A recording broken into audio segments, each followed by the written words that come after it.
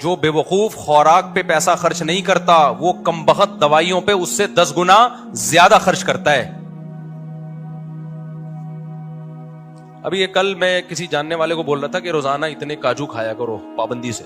اس نے کہا کاجو کوئی سستا آ رہا ہے؟ میں نے کہا میں یہ نہیں کہہ رہا کہ بیلچے سے اٹھا اٹھا کے کھایا کرو, 7 دانے پہ کتنا خرچہ آئے گا؟ وہی 7-8 دانے روزانہ چبا کے کھا لے. اس سے زیادہ تو میں نے کہا تم یہ بیلنس میں اور جو نیٹ استعمال کر رہے ہو اس سے 20 گنا زیادہ خرچ کر رہے ہو تم اس پہ. تمہیں کہیں کام ہوتا نہیں, بائک پہ پیٹرول ڈال کے جا رہے ہوتے ہیں نا, وہاں جا رہے ہیں ادھر جا رہے ہیں, آڑے ترچے وہ گھوم رہے ہیں اور کتنے پیسے اڑا رہے ہیں اس میں. ٹھیک ہے کاجو بہت مہنگا ہے, لیکن 7-8 دانوں کو اگر ڈیوائڈ کر کے دیکھو تو پھر کتنا آ رہا ہے اس میں خرچہ.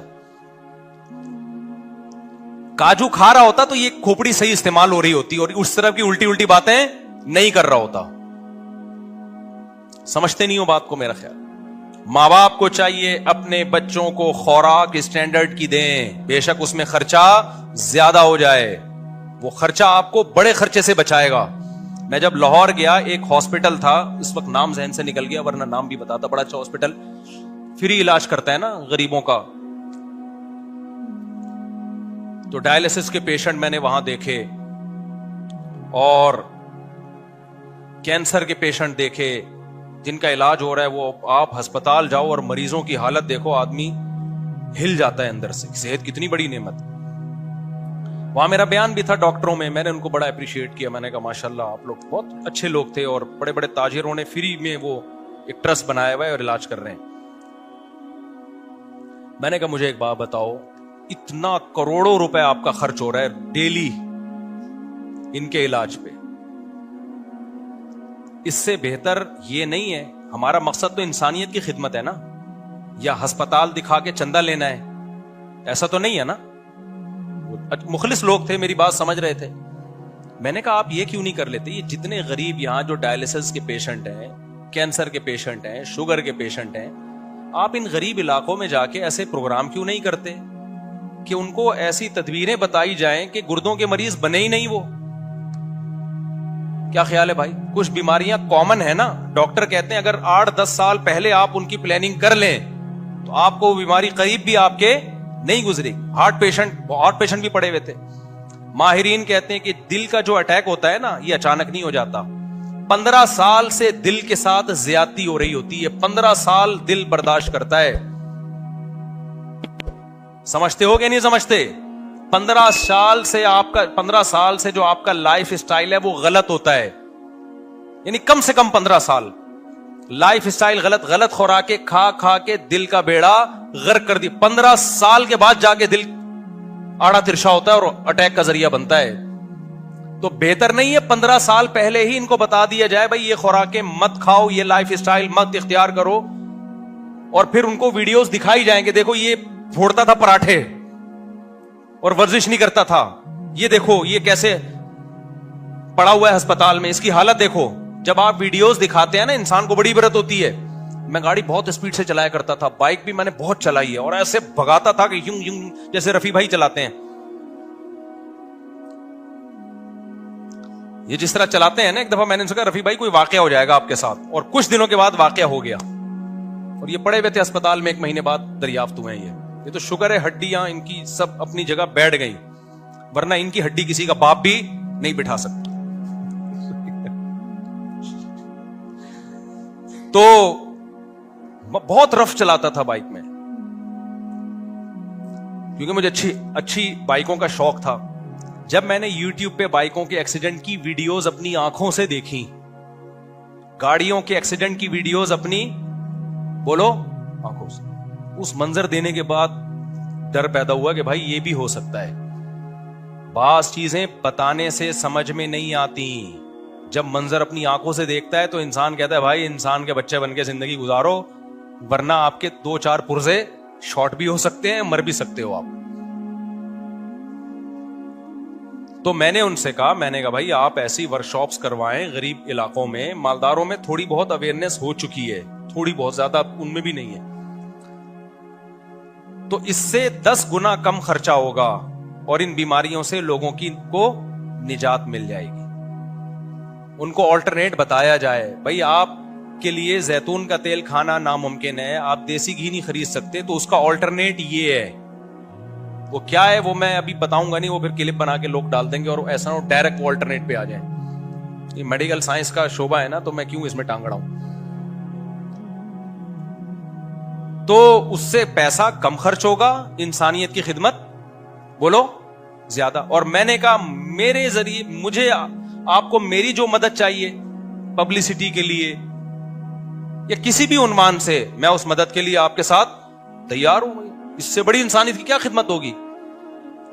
لیکن ہمارے ہاں میرے بھائی لوگوں کو اویئر کرنے کے لیے, صحت کے بارے میں لوگوں کو بتانے کے لیے کہ کیا صحیح ہے کیا غلط ہے, کن چیزوں سے بیمار ہوتے ہیں کن چیزوں سے نہیں ہوتے, اس پہ اتنا پیسہ خرچ نہیں ہو رہا. جب وہ بیمار ہوتے ہیں تو کروڑوں کروڑوں روپے کی زکاتیں ایک آدمی پہ لگ جاتی ہیں اس کے گردے ٹھیک کرنے میں,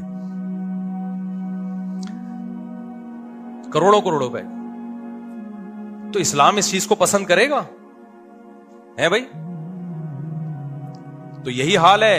اب حضرت نے کیا کیا, اپنا ٹائم بچانے کے لیے اتنی گھڑیاں خرید لی, ٹھیک ہے نا. وہ دیکھنے میں تو اسراف لگ رہا ہے لیکن حقیقت میں وہ اسراف نہیں ہے, دیر پا فائدے اس کے حاصل ہوتے ہیں. دیکھنے میں تو ہمارا یہ عمل اسراف لگ رہا ہے, اتنے جگہ پہ ہم نے وہ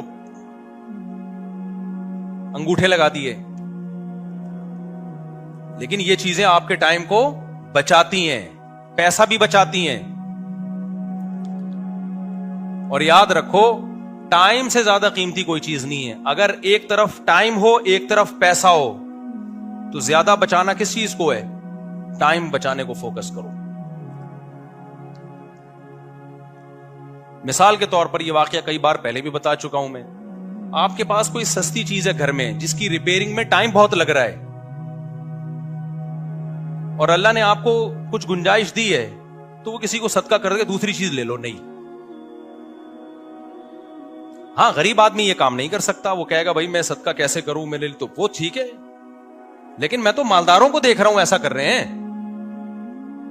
دیکھو میں کل اپنا علمی کام کر رہا تھا نا, سسٹم میں نے نیا سسٹم خریدا کمپیوٹر.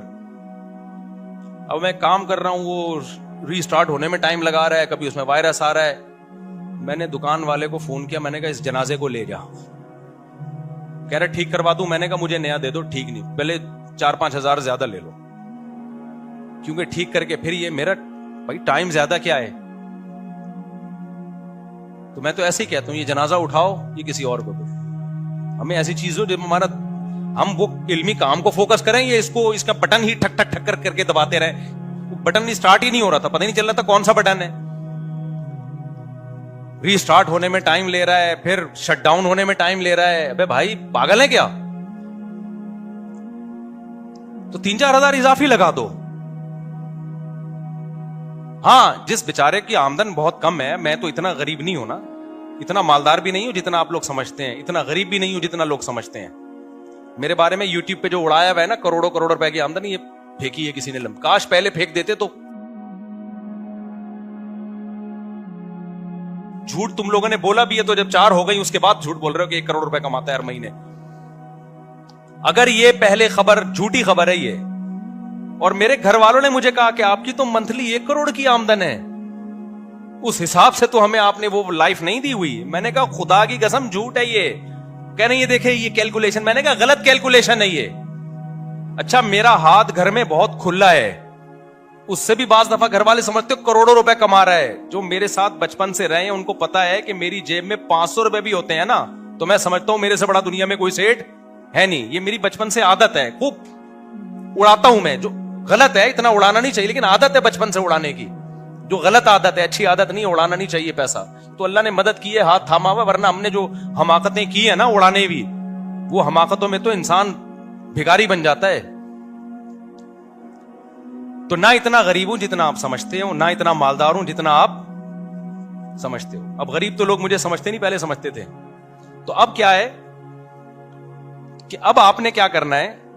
ہاں تو میں کہہ رہا تھا کہ میں نہ بہت مالدار ہوں, لیکن میں ٹائم بچانے پہ پیسہ خرچ بولو کرتا ہوں. یہ میں مثالیں اپنے واقعات بتانے کے لیے نہیں دے رہا, آپ کو موٹیویٹ کرنے کے لیے دے رہا ہوں کہ یہ کام کرنا چاہیے.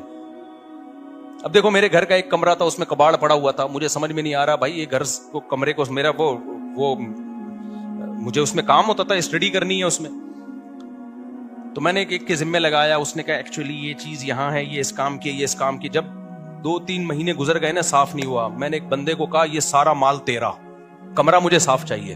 ٹھک کر کے سارا ریڑھی پہ ڈالا, لے گیا. 3 دفعہ کہتا ہے کوئی چیز نکل آئی, میں نے کہا سب تیری. کہہ رہے دیکھ لیں, مجھے پتا تھا سونا چاندی تھوڑی پڑا اس میں, ہے تو کباڑ ہی نا. بھائی ٹینشن سے بچو, کیونکہ اب نہیں ہو رہا صاف نا, اٹھا لے جا, سب تیرا. بس صدقے کا ثواب بھی تو ملے گا نا, تو بھائی اس طرح بھی تو صدقہ کر سکتا ہے آدمی. صدقے کا ثواب بھی مل گیا, گھر بھی کیا ہو گیا, وہ کمرہ کیا ہو گیا صاف. ورنہ پڑے رہتے. لوگ کیا کرتے ہیں, اتنی پرانی کباڑ کی چیزیں گھر میں رکھی ہوئی ہیں, یہ ضرورت کے وقت کام آئے گی, یہ فلانی بیٹی کی جب شادی ہوگی اس کو جہیز میں دیں گے, یہ پنجرا پڑا ہوا ہے طوطے پالیں گے تو پھر رکھیں گے انویسٹمنٹ کے لیے. بھائی 1 سال سے زیادہ اگر کوئی چیز گھر میں اضافی رہ گئی, میں اس کو سزا دیتا ہوں کہ اب یہ صدقہ ہوگی. میں تو بیچتا بھی نہیں اس کو, لیکن آپ بیچ دو بھلے. میری عادت ہے, میرے گھر میں اگر کوئی اضافی سامان ہے نا تو میرا نہیں ہوگا, وہ گھر والوں کا ہوگا. گھر والوں پہ تو کسی کا روب. میرے گھر سے اگر کہیں شفٹنگ کے وقت کباڑ نکلا نا تو میں حلفیہ کہہ سکتا ہوں وہ میرا نہیں ہے, وہ گھر والوں کا ہوگا. گھر والوں کو گھر میں تو ہر ایک کی عادت مختلف ہوتی ہے نا, ہر ایک کی عادت. ان پہ تو آدمی ان کی چیزوں پہ تھوڑی زور لگا سکتا ہے کہ بیگم صاحبہ نے طوطے کے لیے پنجرا رکھا تھا, میں نے اٹھا کے کباڑ والے کو دے دیا, تو اگلے دن میں بھی کباڑ والے کی ریڑھی پہ گھوم رہا ہوں گا. میرا بھی وہی اچر ہو. اپنی ملکیت کی بات کر رہا ہوں. میری ملکیت میں کوئی چیز, جیسے ہم نے کوئی چیز خریدی رکھی ہوئی ہے کہ یہ استعمال ہوگی, تو میں اس کو 1 سال کا ٹائم دیتا ہوں. 1 سال تک استعمال کر لو, نہیں ہوئی نا میرے نزدیک پھر یہ جرم ہے, اس کو نکالو, بیچ دو یا صدقہ کر دو. فوراً شیطان کہتا ہے نہیں ضرورت پڑ سکتی ہے. اب جب ضرورت پڑے گی تو جرمانہ یہ ہے کہ دوبارہ خریدنا ہے. یہ بھی حب دنیا ہے میرے بھائی, مال جمع کر کے رکھنا. میں نے واقعہ سنایا تھا نا, میں نے طوطوں کے لیے پنجرا خریدا کہ اس میں طوطے ڈالوں گا. طوطے ڈالنے کا ٹائم نہیں مل رہا تھا, کبھی سفر ہو رہے ہیں, کبھی کیا ہو رہا ہے. 1 سال گزر گیا, میں نے کہا نکالو, گھر سے نکالا اس کو میں. اب گھر والوں نے بھی کہا, لوگوں نے بھی کہا بھائی آپ نے خریدنے ہیں. میں نے کہا خریدنے کا پروگرام ہے, لیکن 1 سال میں جو کام نہیں ہوا نا اس کی سزا یہ ہے کہ اس کو نکالو. جگہ نہیں گھروں میں گھیر کے رکھو. جب مرو نا ہلکے پھلکے دنیا سے جاؤ. کیسے جاؤ, یہ نہ ہو کہ اس الماری سے ابا کی یہ گھڑی نکل رہی ہے, اس الماری سے ابا کا پاجامہ نکل رہا ہے, اس الماری سے ابا کی پگڑی نکل رہی ہے. آج کل وراثتوں میں کیا ہو رہا ہوتا ہے. ہلکے پھلکے جاؤ, جو وراثت ہے وہ بھی پتا ہو یہ ہے. بس ہم مسافر ہیں بھائی, دنیا کو ہم نے کیسے گزارنا ہے. مسافر, اسی سے انسان زندگی خوش گزارتا ہے. تو وہ گھڑی پر میں نے پورا بیان کر دیا, تو کوئی بات نہیں, اسی میں خیر ہوگی. اس بیان کا حاصل کیا نکلا, 2 منٹ میں بس بتا کے بیان ختم کرتا ہوں. بیان کا حاصل 2 چیزیں نکلی. ایک تو یہ کہ بھائی لیبل پہ مت جایا کرو. خواتین کے حقوق, بچوں کے حقوق اور ویمن رائٹس اور ہیومن رائٹس, یہ رائٹس کے نام لیبل بہت ہیں. اسلام نے جو رائٹس دیے ہیں ان پہ رائٹس کے لیبل نہیں لگائے, لیکن سچی مچی کے رائٹس کس نے دیے ہیں. عورتوں کو بھی, بچوں کو بھی, مردوں کو بھی, بڑے بھائیوں کو بھی, چھوٹے بھائیوں کو بھی, باپ کو بھی, دادا کو بھی, ماں کو بھی, سسرال کو بھی. حقیقت میں رائٹس کس نے دیے ہیں, اسلام نے. ایک تو یہ خلاصہ نکلا. دوسرا خلاصہ یہ نکلا کہ اپنے ٹائم کو سب سے زیادہ قیمتی سمجھو. جیسے مفتی رشید احمد صاحب میرے شیخ و مرشد, چاروں طرف گھڑیاں لگائی ہوئی ہیں. دیکھنے میں تو یہ فضول حرکت لگتی ہے, ابے اتنا پیسہ خرچ کر دیا, اسراف, تبذیر. نانا میرے بھائی, وہ تو گھڑی میں کوئی زیادہ پیسہ خرچ نہیں ہوتا, لیکن اگر حضرت کے یہاں تو زیادہ بھی ہو رہا ہوتا زیادہ ہی لگا دیتے. تو جو چیز آپ کے ضرورت کی ہے, جو آپ کے استعمال کی ہے, اس پہ پیسہ خرچ کرتے ہوئے انسان کنجوسی سے کام نہ لے. سمجھتے ہو کہ نہیں سمجھتے؟ تو یہ حاصل نکلا اس پوری بحث کا. تو اپنے وقت کو اپنے پیسے سے زیادہ قیمتی سمجھو. اللہ تعالیٰ سمجھنے کی, عمل کی. تو اب یہ میرا دفتر ہے نا, اس میں بھی کچھ چیزیں پڑی ہوتی ہیں. تھوڑے دن گزر جائیں تو پھر میں بس اب اس کو کیا کرو, استعمال بھی نہیں, اب نکالو اس کو یہاں سے. تو اللہ تعالیٰ سمجھنے کی, عمل کی توفیق عطا فرمائے.